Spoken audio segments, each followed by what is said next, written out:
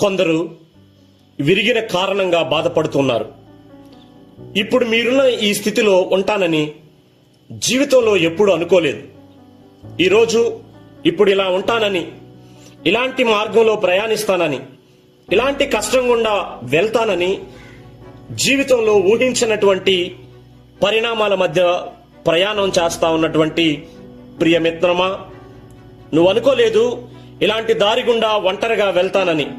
నువ్వు అనుకోలేదు ఈరోజు మనస్సు విరిగిపోయి, హృదయం విరిగిపోయి అన్ని రకాలుగా బాధపడుతూ ఉన్నటువంటి ప్రియులరా, ఒకవేళ భార్యాభర్తల మధ్య సమస్యలతో విడాకులు తీసుకొని ఒంటరి జీవితాన్ని జీవిస్తా ఉంటే నువ్వు అనుకోలేదు ఇలాంటి పరిస్థితి నీ జీవితంలో వస్తుందని.